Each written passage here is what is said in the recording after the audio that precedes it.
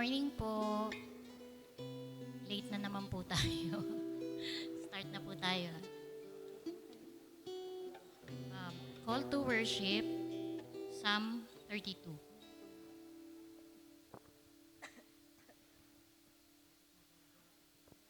Blessed is he whose transgression is forgiven, whose sin is covered.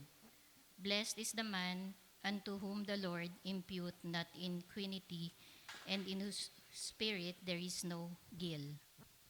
When I kept silence, my bones waxed old through my roaring all the day long. For day and night thy hand was heavy upon me. My moisture is turned into the drought of summer, Selah. I acknowledge my sin unto thee, and mine iniquity have I not hid. I said, I will confess my transgressions unto the Lord, and thou forgave the iniquity of my sin, Selah. For this shall every one that is godly pray unto thee in a time when thou may be found. Surely in the floods of great waters they shall not come nigh unto him. Thou art my hiding place. Thou shalt persevere from trouble. Thou shalt compass me about with songs of deliverance, Selah. I will instruct thee and teach thee in the way which thou shalt go. I will guide thee with mine eye. Be ye not as the horse or the mule, which have no understanding, whose mouth must be held with bit and bridle, lest they come near unto thee. Many sorrows shall be to the wicked, but he that trusts in the Lord, mercy shall compass about him. Be glad in the Lord and rejoice, ye righteous, and shout for joy, and all that are upright in the heart. Tayo po'y tumayo at manalangin.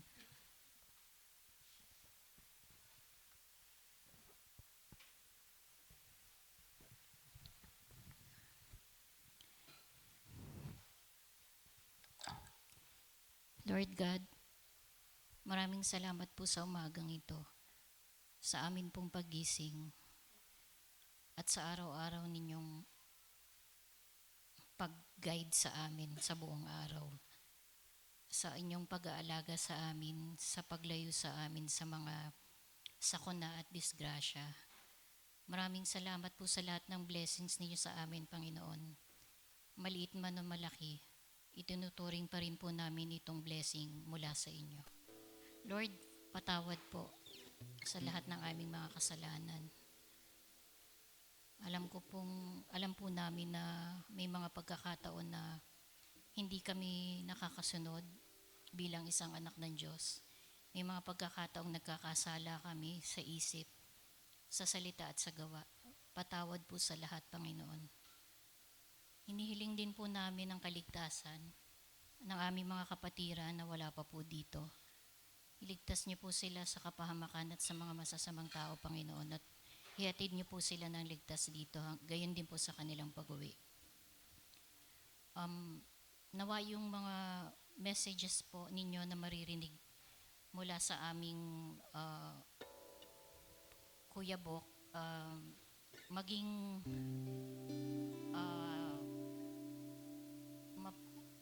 maisip, hindi lang po sa isipan, kundi sa puso at sa aming kaluluwa. Magamit po namin nawa ito para maipahayag ang inyong banal na salita, Panginoon, sa mga taong hindi pa po ligtas. Nawa marami pa po kaming maakay na may isasama sa inyong kaharian, Panginoon. Maraming salamat po, Lord. Ito po ang aming dalangin sa pangalan ni Jesus. Amen. Para po sa ating worship songs, tayo po'y pamumunuan ng worship team at ni Ate Nene.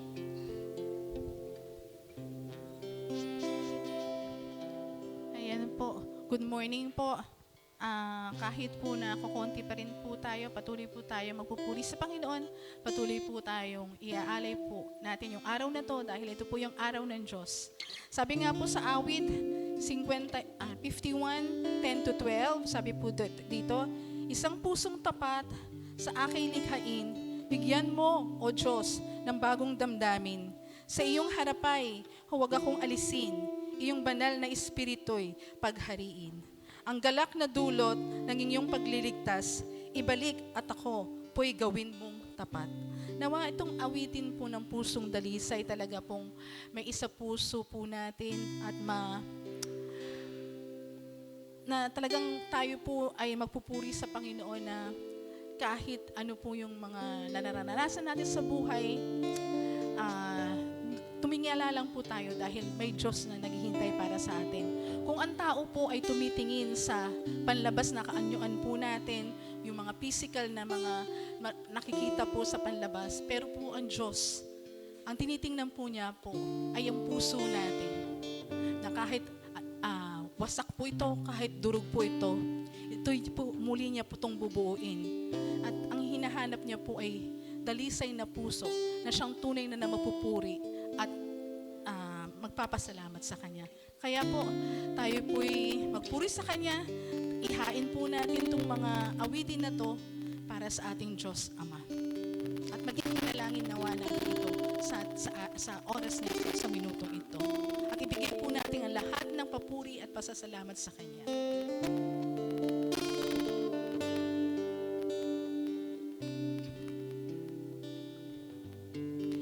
Pusong dalisay ang aking nais, nalikhain mo Diyos para sa akin. Pusong dalisay ang aking nais, nalikhain mo Diyos para sa akin. Isang pusong tapat na sa'yo'y nagmamahal, isang pusong sa'yo'y walang alinlangan, isang pusong itinitibok na ikaw ay parangalan, handog ko'y pagpupuri sa'yo lamang, Jesus. Pusong dalisay, pusong dalisay ang aking nais, nalikhain mo Diyos para sa akin. Pusong dalisay ang aking nais,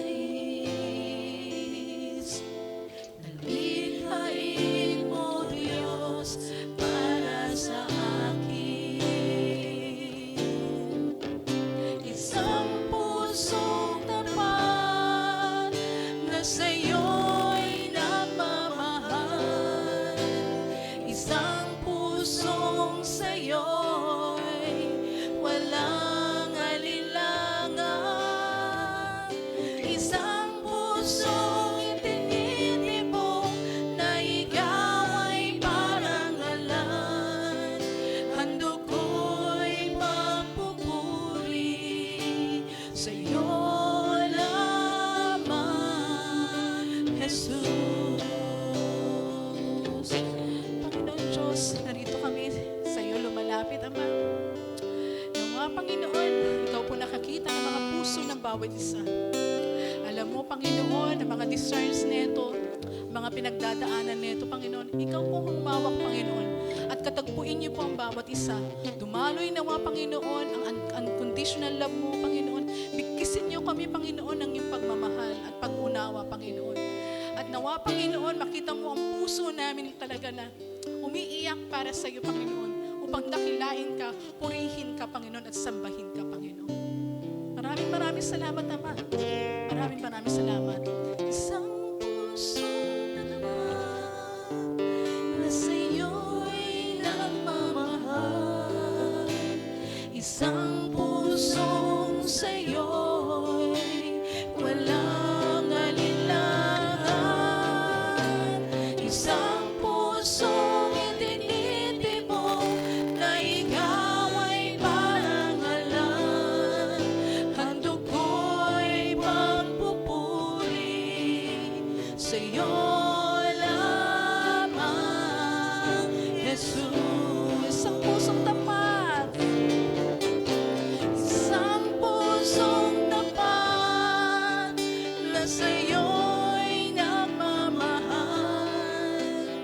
isang pusong sa'yo'y walang alinlangan, isang pusong itinitibok.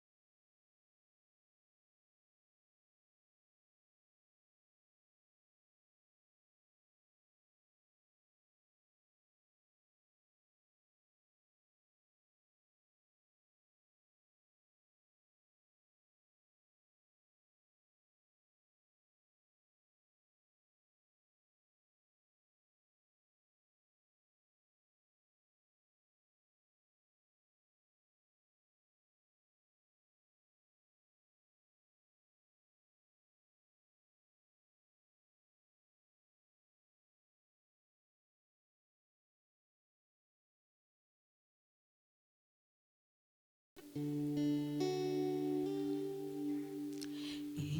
ang aking kanlungan at kapayapaan.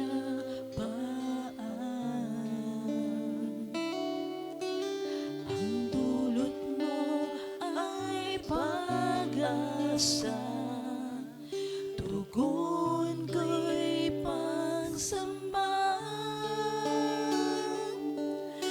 Pasanin ang nalaho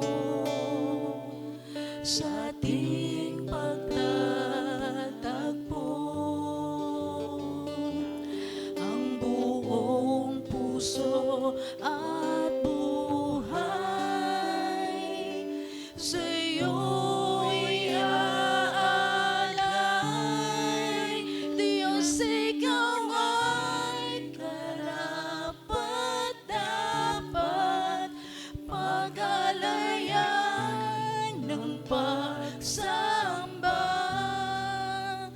pagmamahal at pagdakila, alay sa'yo, aking Ama.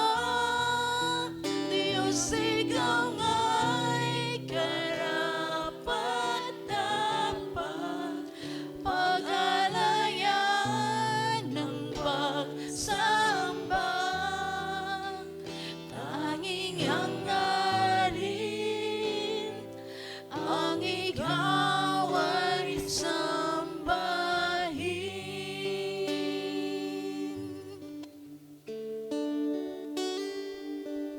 Ikaw ang aking kalungan at kapayapaan.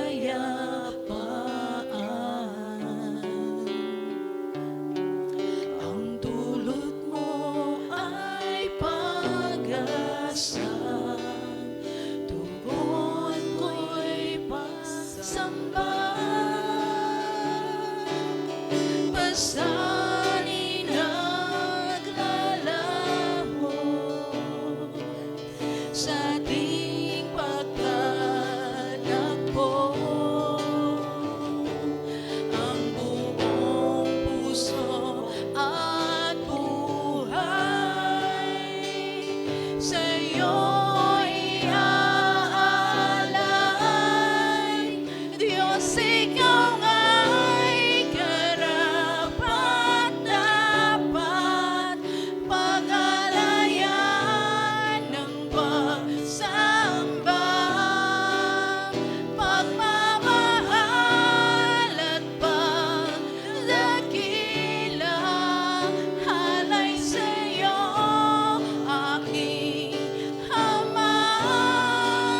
Diyos, ikaw ay karapat-dapat, pag-alayan ng pagsamba, tanging hangarin ang ikaw ay sambahin.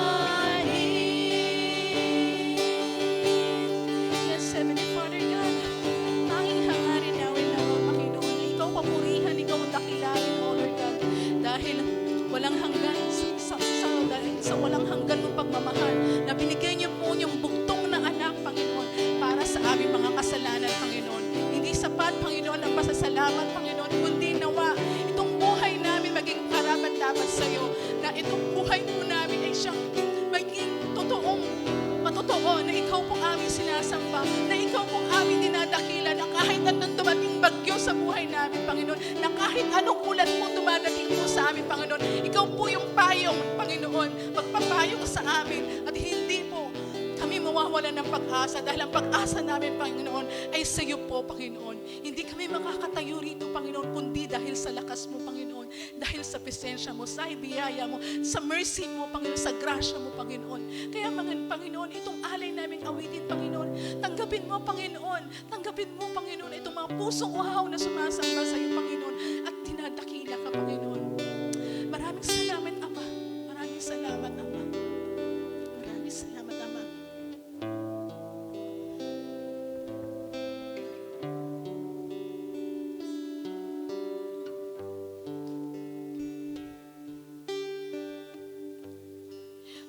Diyos, ikaw nga'y karapat-dapat, pag-alayan ng pagsamba, pagmamahal at pagdakila, alay sa iyo, aking Ama. Diyos, ikaw nga'y karapat-dapat, pag-alayan ng pagsamba, tanging hangarin ang ikaw ay sambahin.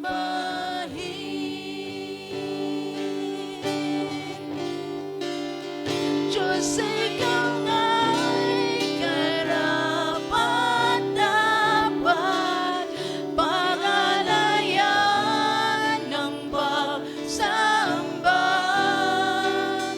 pagmamahal at pagdakila,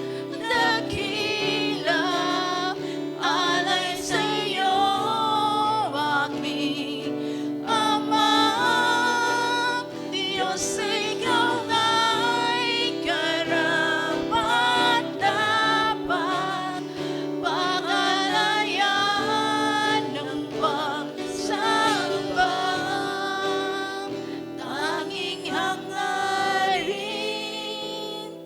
ang ikaw ay sambahin.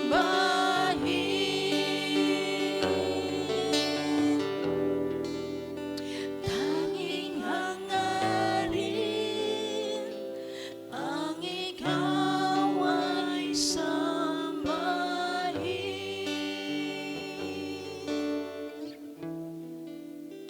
Tanging hangarin ang ikaw ay sambahin.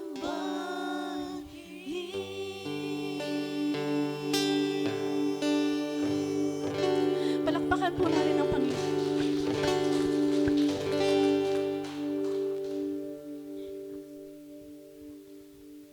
Patuloy po tayong lumapit sa Panginoon, karapat-dapat at manalangin. Ating idulog ang ating mga hiling at pasasalamat sa Panginoong Diyos. Ama, kami po ay nagpapasalamat muli na narito kami magkakasama bilang isang katawan, bilang inyong simbahan, pangsambahin ka, bilang isang aming Diyos, bilang aming Hari, bilang aming Ama, na sa kadakilaan ninyo, Diyos, ay pinili nyo pa rin, Panginoon, na makaniig kami. Pinili nyo na maging bukas ang inyong puso, ang inyong presensya para sa amin, O Diyos. Upang mapakinggan ka, mapaglingkuran ka, maranasan ang nag-uumapaw na kabutihan at pagmamahal ninyo. Kaya nga, Panginoon, sa kabutihan na yan ay kami, Panginoon, ay lumalapit sa inyong pagmamahal, O Diyos. Kami ay humihiling na patuloy niyo po kaming dalhin sa inyong presensya, gabayan at turuan, Panginoon, upang maging kawangis ng iyong anak na si Jesus, na siya namang ding kawangis ninyo ng buong buo, ng perpekto. Nawa sa ganoon, Panginoon, ay patuloy kaming lumakad, maturuan ng inyong mga kalooban, katotohanan, ng hustisya, ng pagmamahal, ng katarungan, ng katuwiran, ng kabutihan at ng habag. Mga bagay, Panginoon, na itinuro ninyo mula pa man noon hanggang sa pagdating ni Jesus, hanggang sa kanyang pamumuhay, hanggang sa kanyang pagkamatay at pagkabuhay ng muli, at ngayon ay nasa kanang kamay ninyo, O Diyos, at patuloy na nagbibigay sa amin ng kalakasan at biyaya upang sundin ka. Naiwaksi ang kasalanan, ang kasamaan, at kayo ang maging sentro ng aming buhay, Panginoon. Sa lahat ng aming mga desisyon na kayo ang unahin namin, kayo ang aming takbuhan sa aming mga pangangailangan, at kayo rin ang tatakbuhan namin sa aming mga pasasalamat at pagdidiwang. O Diyos, salamat po dahil patuloy niyo binibigay ang katiyakan sa amin na nariyan kayo. Gaya nga po ng inyong pangako na hindi nyo kami iiwan, ay ang pangako rin kasama doon na kayo rin ang magbibigay sa amin, Panginoon, at magpapangyari ng inyong kabutihan sa aming buhay. To will and to work, sabi nga po ng inyong salita. O Diyos, bigyan niyo po kami ng patuloy na kalakasan upang piliin kayo sa anumang oras ng buhay.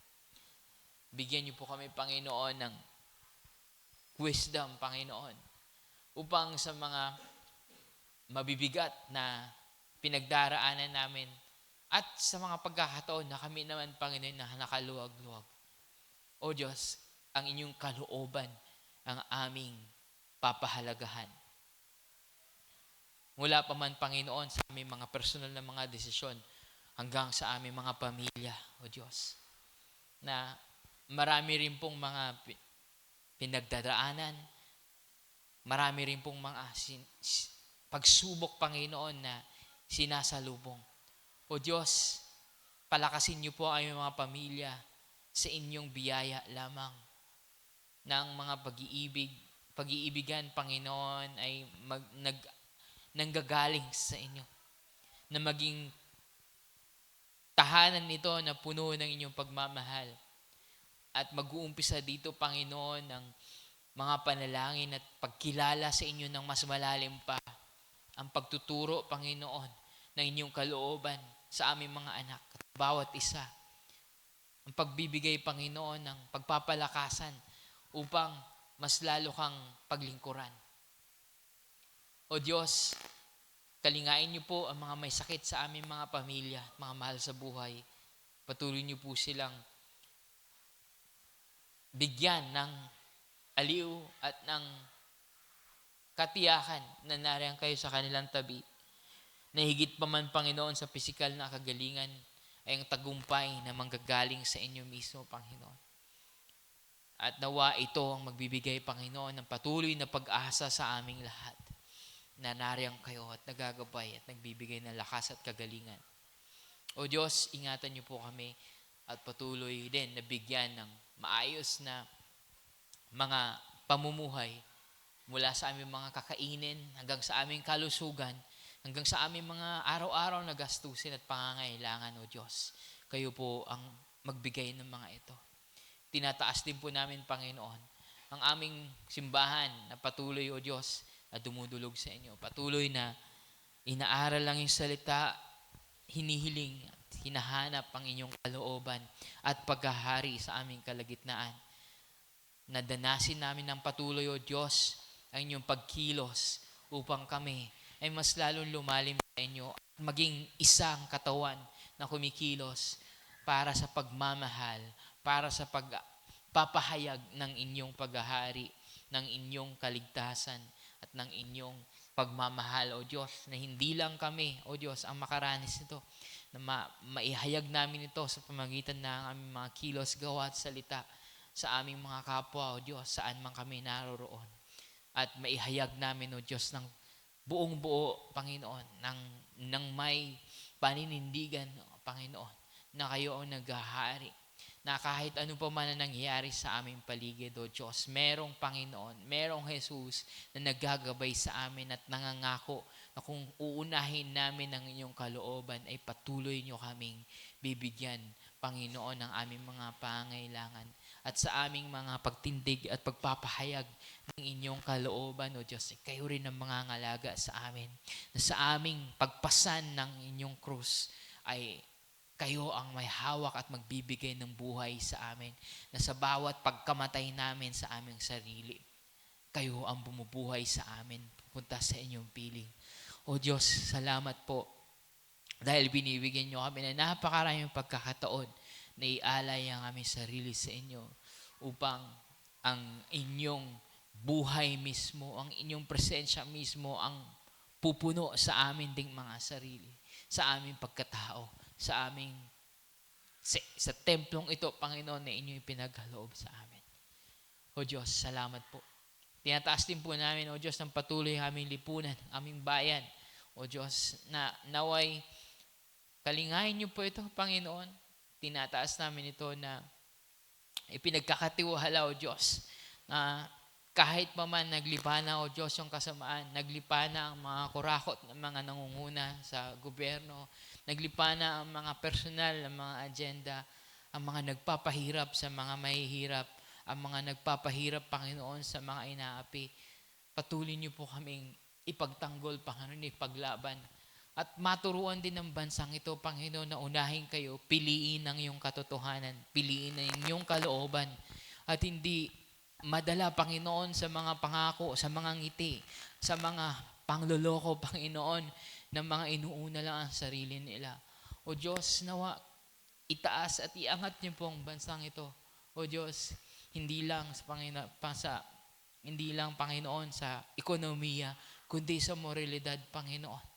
Nasaliksikin kayo, O Diyos, at mangibabaw ang inyong pag-iibig sa bawat isa. Panginoon, salamat po dahil ginagamit niyo po ang napakaraming mga simbahan, mga Kristiyano, para sa pagbibigay ng kabutihan sa aming kapaligiran.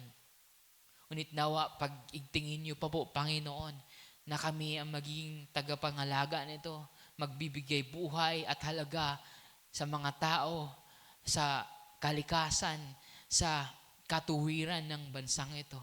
O Diyos, kami, Panginoon, ay sa amin ninyo ipinagkatiwala ang inyong pagkilos na kami, Panginoon, ay patuloy na maging inyong ilaw at asin sa mundong ito.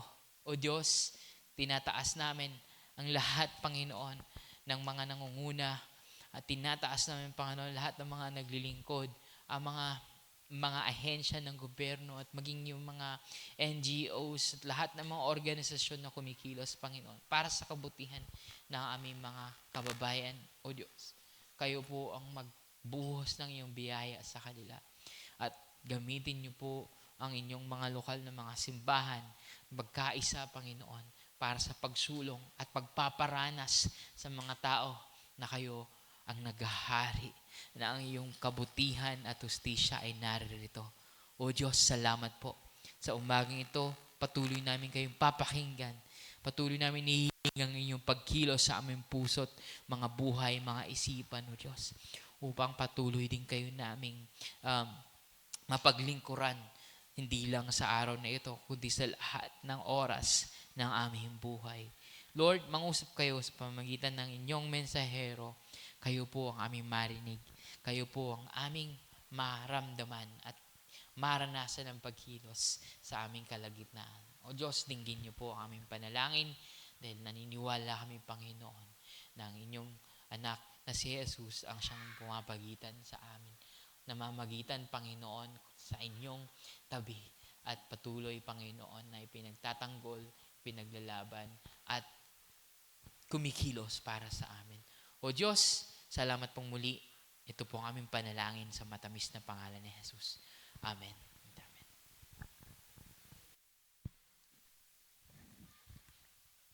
Yeah, maupo po tayo.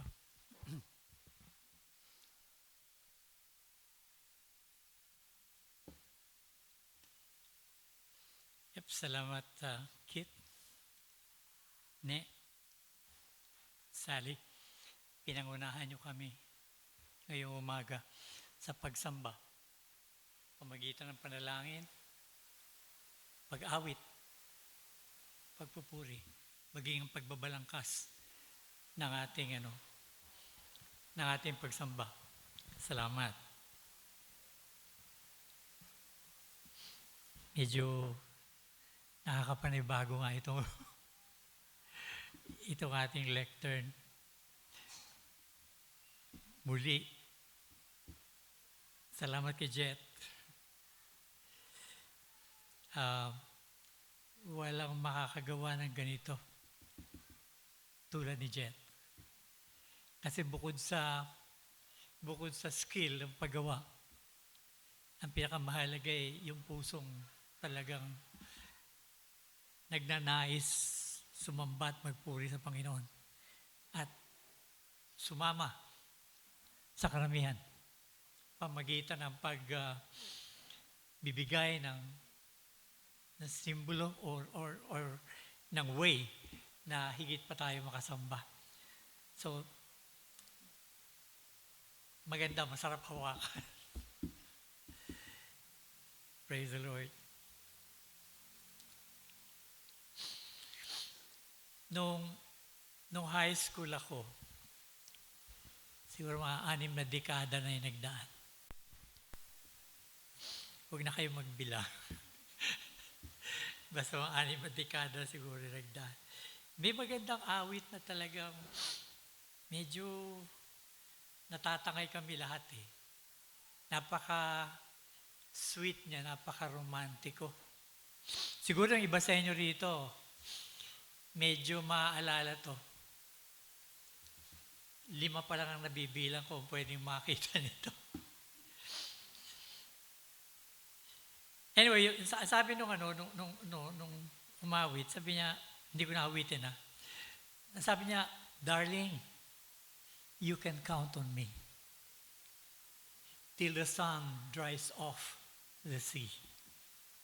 Until then, I'll always be devoted to you. I'll be yours till endless times. I'll adore your charms sublime. Guess by now you know that I'm devoted to you. I'll never hurt you. I'll never make you cry. I'll never be untrue.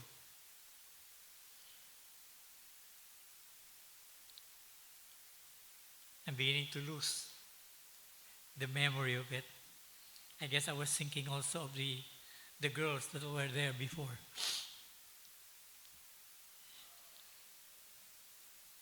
Devoted. Before you can be devoted, you must devote. You must devote yourself to the one who you are being devoted to. You must devote your time. You must devote your whole being. Meaning you're going to set apart yourself, your whole being. Bawat bahagi ng katauhan mo. Hindi lamang sa panahon mo, hindi lamang sa bawat himaymay ng laman mo, hindi lamang bawat sa hibla ng buhok mo, kundi sa lahat-lahat ng nasa sayo, ay ilalaan mo, i-devote mo sa pinaglalaanan mo o nagiging object mo ng pagiging devoted mo.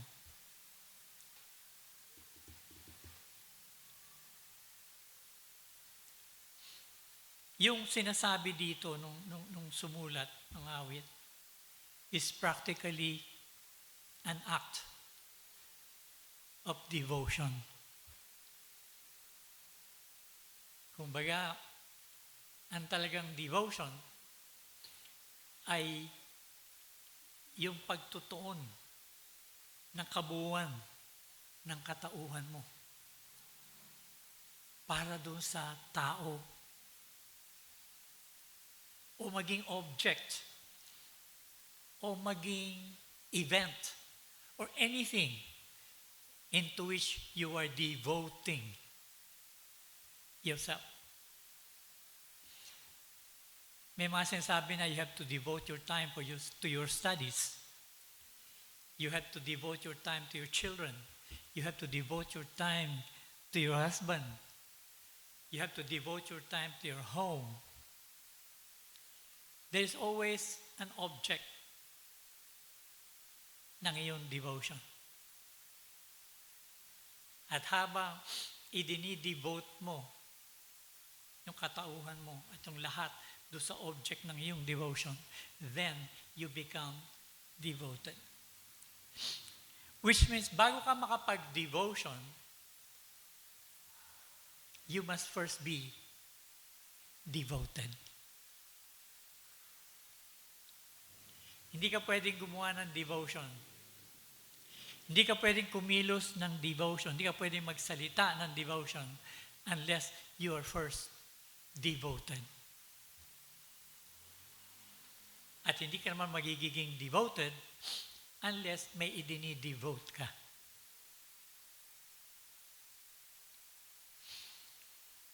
Sa case natin, kung tayo man ay magkakaroon ng devotion sa ating Diyos,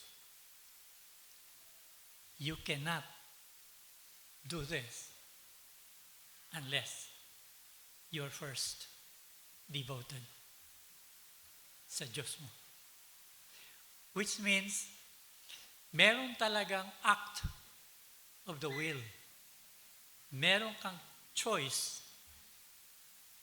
na ginawa, ginagawa, at gagawin. Na talagang hindi mo lang isasaalang-alang kung hindi talagang ihahandog. Ibibigay mo yung kabuuan mo and be devoted. You cannot have that personal devotion unless nandoon yung mindset mo. Nandoon yung kabuuan ng being mo. At yung devotion naman na yan, nagkakaroon ng iba't ibang wangis sa buhay natin. Nandyan yung pagbibigay mo ng vow, nandyan yung pagdadasal mo, nandyan yung pagkilos mo, yung pagkondak mo sa buhay mo. Walang iniwan ng araw, meron parang 4 na grupo daw ng panahon ng Panginoong Jesus na matindi yung kanilang pagbibigay ng devotion. Alam nila yung Diyos na sinasamba nila, Diyos na binanggit ni Moses sa kanila. Nandyan yung mga nangunguna sa lipunan, ang mga Sadducees. Nandito yung mga opisyal, nandito yung mga mayaman, nandito yung mga business people, nandito yung kaparian, nandito yung mga politiko. Sila yung ruling class. Ang devotion nila, apart from your personal interest nila bilang politiko, bilang negosyante, bilang religious leaders. Apart from that, ang devotion nila is makontrol yung buong lipunan. Magkaroon ng order. Nandun yung devotion nila. Sa ilalim ng mga Sadducees, yung mga Pharisees o mga Pariseo, hindi ito pangkaraniwang mga tao. Pangkaraniwan in the sense na hindi sila kasama doon sa naghaharing uri. Merong ilan sa kanila marahil na may kasaganaan sa buhay. Merong ibang average lang. Meron siguro ilang below average. Pero hindi tuwirang destitute. hindi tuwirang mahirap na mahirap. At itong mga Pharisees na to, ito yung mga talagang nag-iisip ng husto. Ang gusto nila, may balik yung luwalhati ng Israel, yung glory ng Israel. Nais nila mabalik yung kingdom na napag-aaralan lang nila, nababasa nila, nadidinig nila sa kwento. Yung kingdom na pinagharian ni David at ni Solomon. The time of the golden era, ika nga, ng Israel. At sa kanila, mangyayari lamang ito kung ang Diyos ang siyang kikilos para ibigay yung glory na yan. At gagawin lang yan ng Diyos kung ang tao ay susunod sa batas ni Moises. Mamumuhay ayon sa batas ni Moises. Kikilos, titingin ayon sa batas ni Moises. Subalit, pwede lang ito kung pag-aaralan ang batas ni Moises. Doesn't matter kung politiko ka, or pari ka, or you're someone na nakatataas, mayaman ka, unless you begin to study the law and obey the law and live out the law, walang mangyayari. Hindi babalik yung hinahantay nating gloria.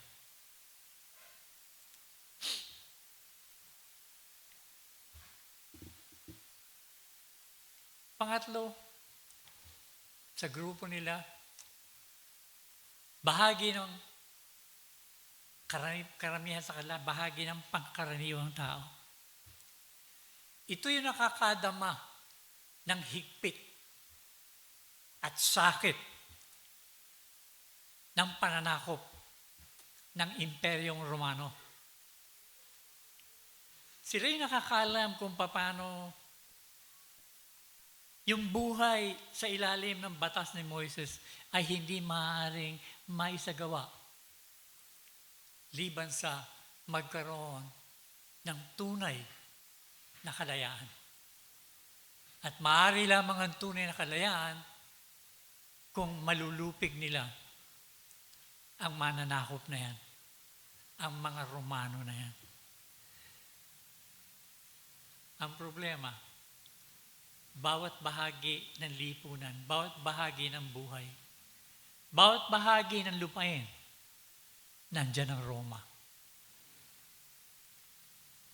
At ang lakas ng Roma ay hindi basta-basta pwedeng kalabanin. Subalit, itong mga zealots na to,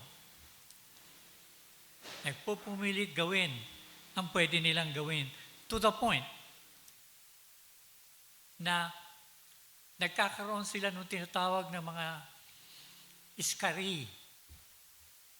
Sabi nga nila, ito yung pinanggalingan ng Iskariot.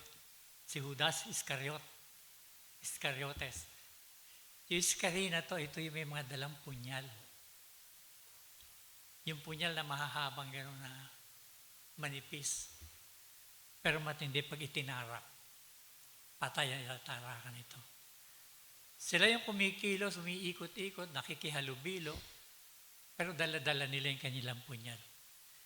At kung makita nila, lalo na, yung sa kanilang pananaw ay mga traidor na mga kababayan, yun ang tinatarakan nila. Still, hindi sila nakakawala sa pagkilos ng Imperyong Romano at hinahanting sila ng todo. Nilulupig sila. Kahit anong pag-aalsa ang gawin nila.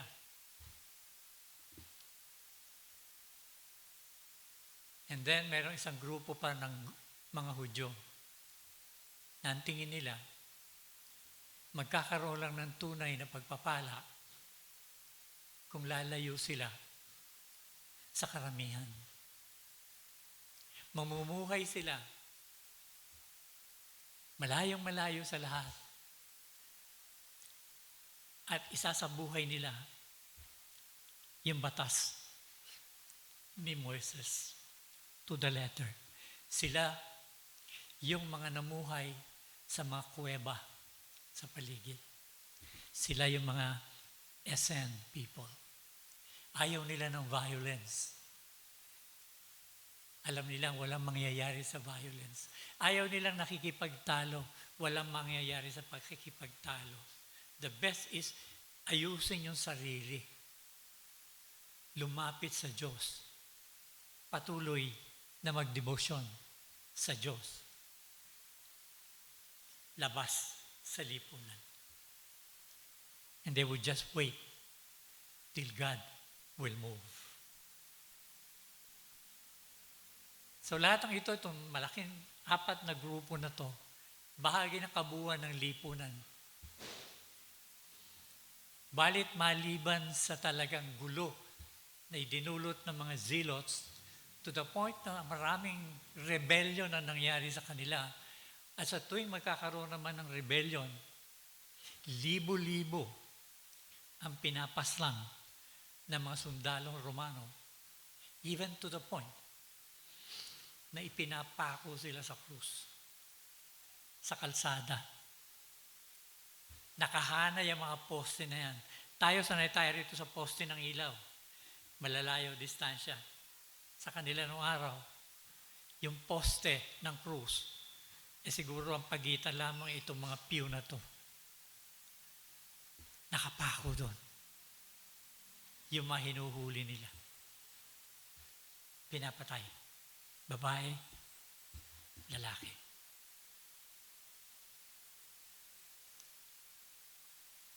Subalit walang tunay na pagbabagong naganap.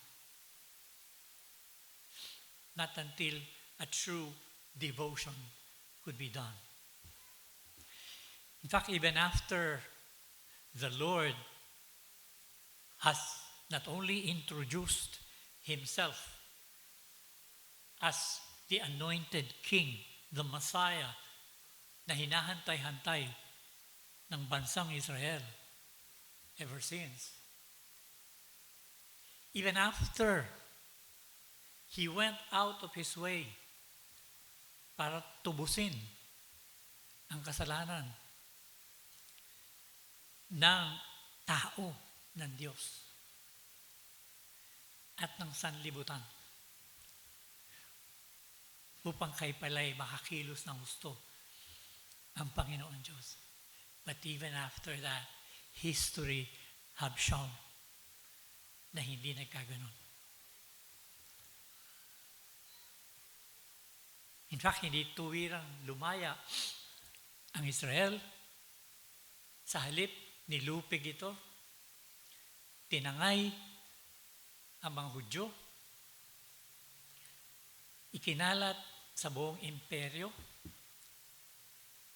pinagbawalan silang bumalik, manirahan sa Judea, pinayagan lang sila one day a year, the Yom Kippur, the Day of Atonement, kung gusto nilang bumalik. But never. Hindi na sila pinayagan muli. Hindi na nga din pinayagan na ma-rebuild yung pangalawang templo na dinurog, sinunog ng mga Romano. At yung bayan na yon, pinalitan nila ng pangalan. Ang Jerusalem, pinalitan nila ng Alia Capitolina. At ang buong Judea, Samaria, yung kabuuan ng lupay na yon, tinawag nilang Palestina. And until today, it is Palestine. At pinagkakaguluhan nila.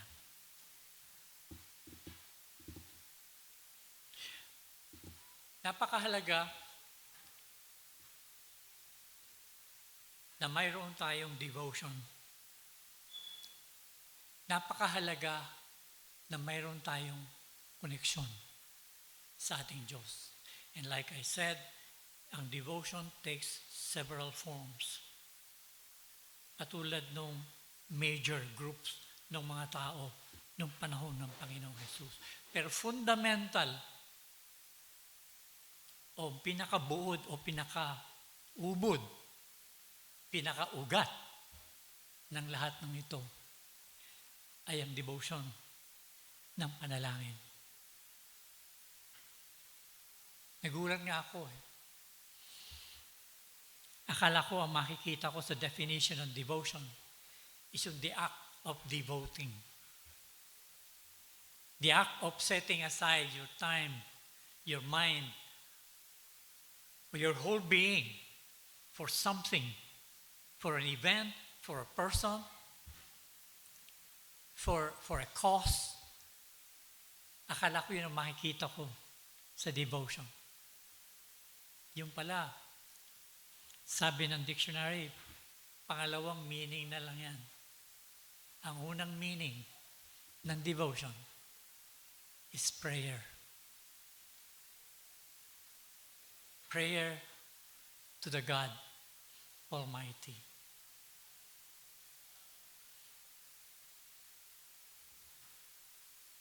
A prayer usually done in the mornings and in the evenings. Although sa case ng mga Hudyo, 5 beses sila sa maghapon na nagkakaroon ng ganito. Subalit ang pinakaugat sa kanila ay yung morning. Katulad nung sinasaad, maging sa Salmo, at nais ko kayong tumayo pansamantala lang bilang pagbibigay galang sa pagbabasa ng salita ng Diyos. Sa kagitnaan natin pagsamba. Babasahin natin ng Psalm 5. 3 verses lang. Psalm 5, verses 1 to 3. And it says here, "Give ear to my words, O Lord. Consider my meditation.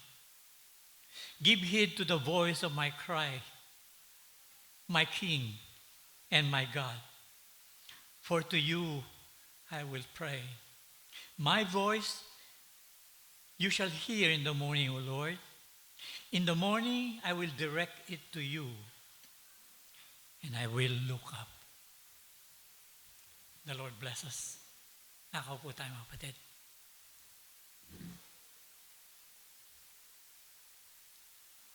A morning devotion, the start of the day.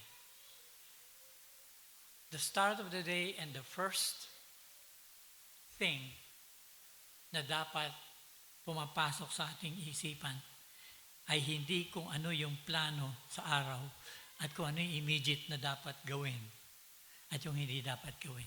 Kung ang kauna-unahang dapat ay ang ating Diyos. At sa Kanya, nakabuhos ang ating katauhan. At katulad ng nandito at sinasabi, "Give ear to my words, O Lord. Consider my meditations." The first thing in the morning when you wake up, you think of your God. You think of our God. And we know that we have known the God, the Father, through His Son, our Lord Jesus Christ, through whom may access tayo sa ating Diyos. And through whom, in His name, we can really talk and be in His presence. And we know we can only do this by the help through the help of the Holy Spirit which is in us. So mahalaga sa umagang-umaga talaga, ito na ang mindset natin. Pakinggan mo ako, Panginoon. Pakinggan mo ang sinasabi ko, Panginoon. Give ear to my words, O Lord. Consider my meditations. Pakinggan mo ako, Panginoon. Tignan mo, Panginoon, ang taglay ng aking puso. Tignan mo, Panginoon, kung saan nagpupunta ang aking kaisipan. Tignan mo yung meditations ko. Consider mo, Lord God. And in here will be your praises. In here will be your acknowledgments. In here will be your thanksgiving. And in here will be your lifting up of the day.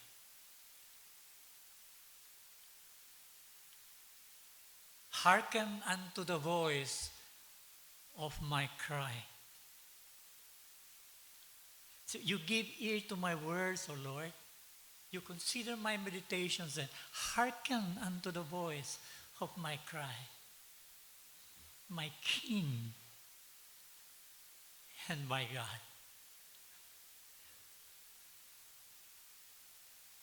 Sa devotion natin, we're saying, listen to my voice, O Lord. Not just listen to my words, but listen to my voice. Which means, mga kapatid, hanggat maaari, it is more than just mental exercise, but a real uttering of prayer so that it involves your throat. It involves your voice box. It involves your voice. Hearken unto the voice of my cry. Your meditations go beyond what your mind can conceive, what your mind can perceive. But you cry out to God that which is in your heart. Hearken unto the voice of my cry. Addressing it to whom? My King and my God. The one who wrote this, ang sabi nila, is a king himself. And yet he is addressing the real king. His king who is also his God. So tayo, sa ating devotion na to, dapat nakafocus tayo ng gusto. Really asking him, hear my voice, my King, my God. I am crying out to you. More than just stretching out my imaginations, more than just stretching out the extent na mapiperceive na aking kaisipan. But here, oh my God, is a cry of my heart going through my voice.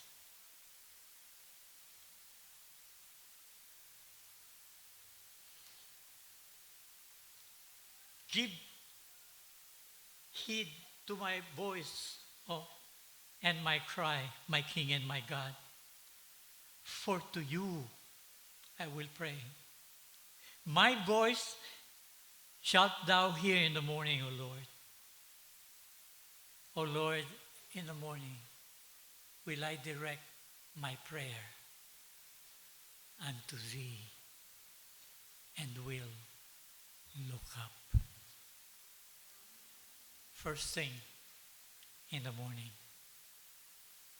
First part of our awakening moments. Before looking at the day, the plan of the day, Perhaps the plan you have made even last night before you went to bed. Before looking at the plan. Before looking at the possibilities.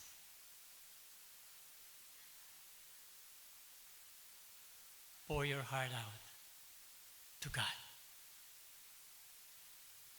Be connected with God. After all, God is in you. If you have truly surrendered yourself unto Him through His Son, if you have understood what Christ has done for you, if you understand that He has totally forgiven all your sins because He bore it on the cross and died for you, then, and only then, can your heart, your mind, everything in you can honestly look up to God. Then can you honestly say, hearken unto the voice of my cry, my King and my God. For unto thee will I pray. My voice shalt thou hear in the morning. For unto thee will I pray. And unto thee I will look up. You don't just look up because you're lying down. You look up because your whole being is really looking up to Him.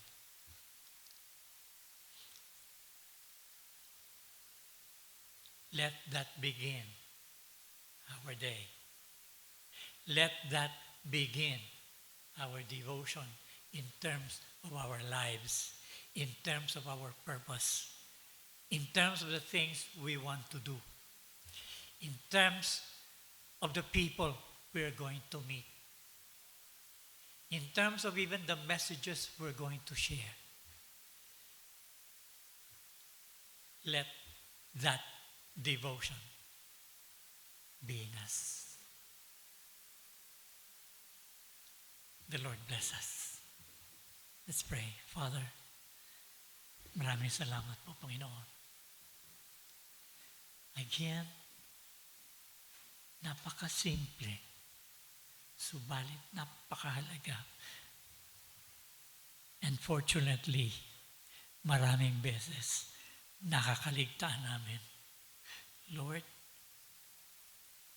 hawakan mo po kami. Akayin mo po kami. Turuan mo po kami. Sa ngalan ni Jesus. Amen.